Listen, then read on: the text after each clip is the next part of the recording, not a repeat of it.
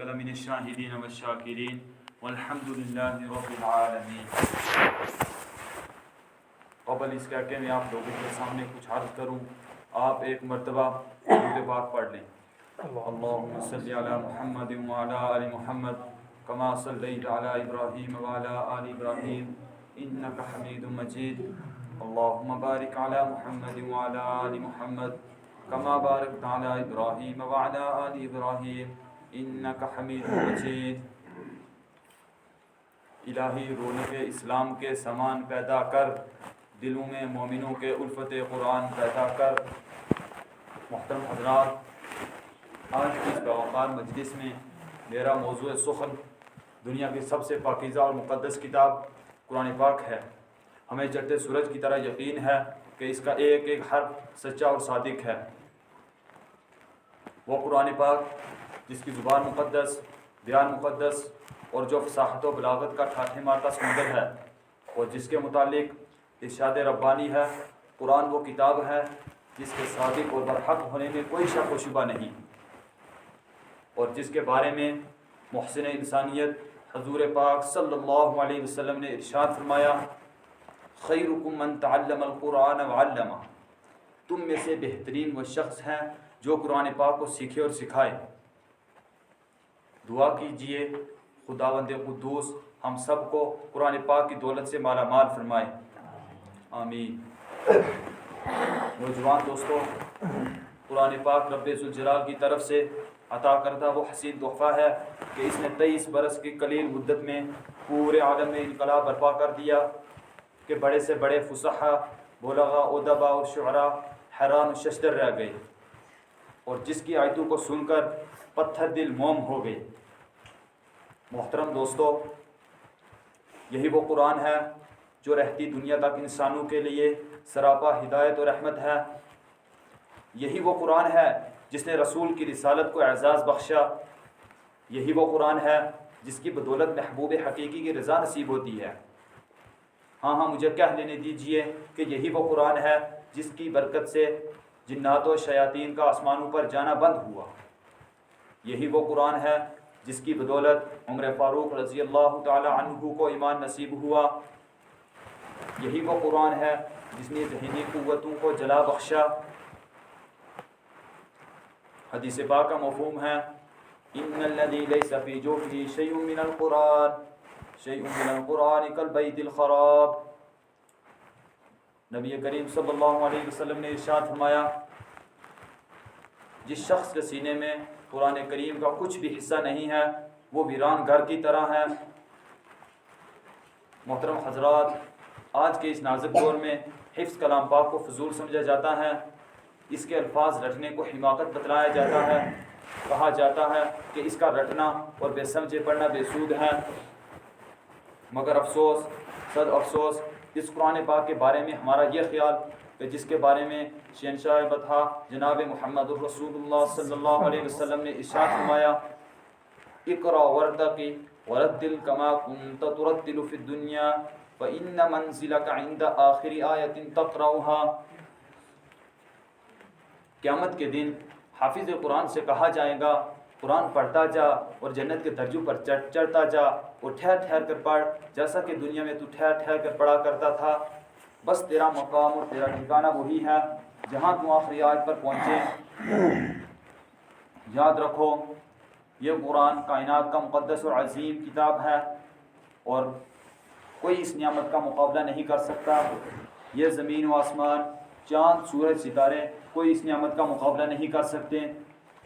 یہ قرآن پاک کائنات کا مقدس اور عظیم کلام ہے، اور کیوں نہ ہو، جبکہ اس کا اتارنے والا بھی امین، جس کے ذریعے اتارا گیا وہ بھی امین، جس مقام پر نازل ہوا وہ بھی امین، جس ذات پر نازل ہوا وہ بھی امین، جس مہینے میں نازل ہوا وہ تمام مہینوں سے افضل، اور جس رات میں نازل ہوا وہ 1000 راتوں سے بہتر۔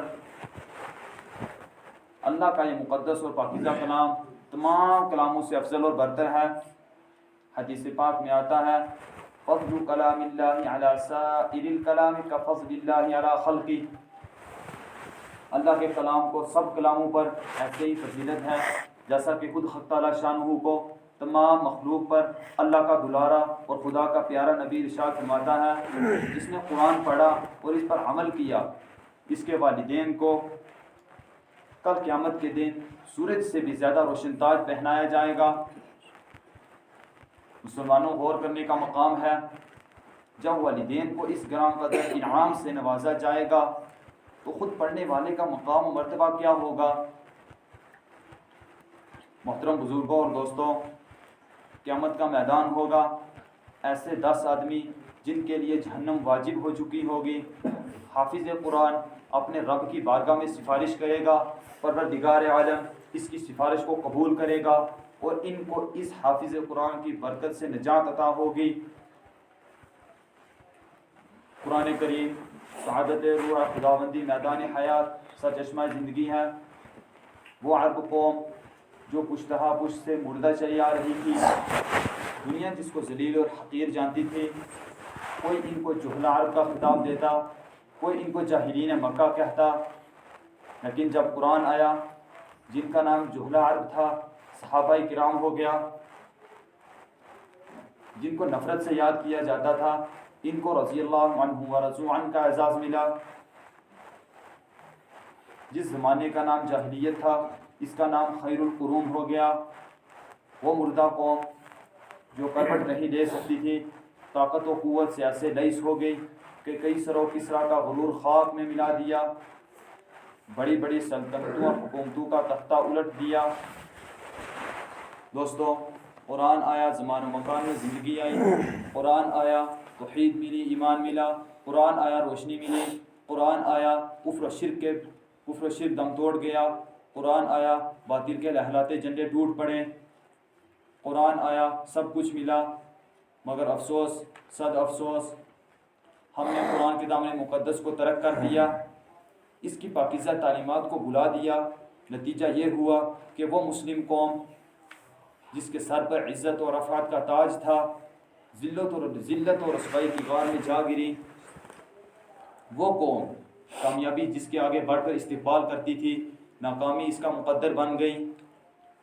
وہ قوم جس کی ایک آواز پر افریقہ کے جنگل میں رہنے والے خون خوار درندوں نے میدان خالی کر دیا تھا، آج ایک چونٹی بھی اس کا حکم ماننے کو تیار نہیں ہے۔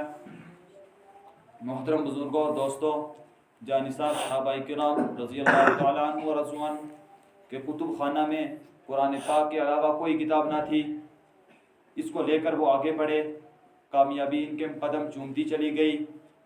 وہ قرآن ہی تھا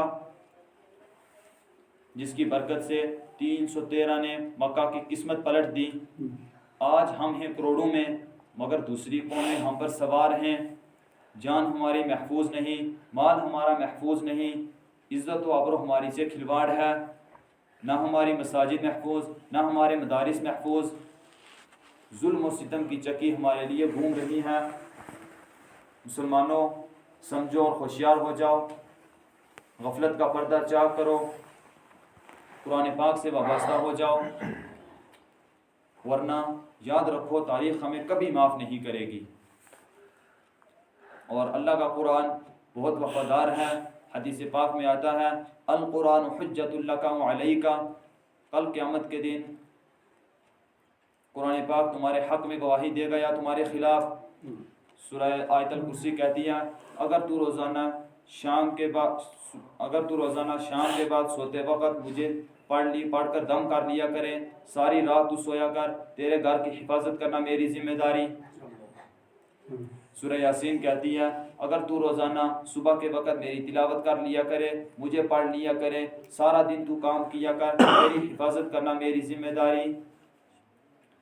سورہ تبارک الذی کہتی ہے اگر تو روزانہ کا معمول بنا لے، ہر روز شام کے بعد مجھے تلاوت کر لیا کرے، مرنے کے بعد تجھے سب چھوڑ کے چلے جائیں گے، تیرا باپ تجھے چھوڑ کے چلے جائے گا، تیرے بھائی تجھے چھوڑ کے چلے جائیں گے، تیرے رشتہ دار تجھے چھوڑ کے چلے جائیں گے، میں اللہ کا قرآن قبر میں بھی تیرا ساتھ دوں گا۔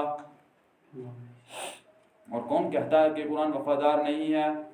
اگر ہم ماضی کی طرح حال و مستقبل کو روشن اور تابناک بنانا چاہتے ہیں تو قرآن پاک سے وابستہ ہونا ہوگا، اس کی تعلیمات پر عمل کرنا ہوگا۔ اگر ہم چاہتے ہیں ہماری دنیا کے ساتھ ساتھ آخرت بھی سنور جائے تو اس کی تعلیمات پر عمل کرنا ہوگا، اس سے وابستہ ہونا ہوگا۔ خدا نخواستہ اگر ہم نے اپنے بچوں کو